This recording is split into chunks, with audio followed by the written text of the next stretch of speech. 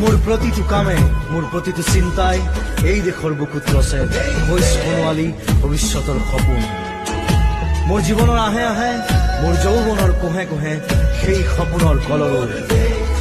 দেশে দেশে দেশ আছে, এনে বহু দেশৰ অৰঙে দৰঙে মই ঘূৰিছো।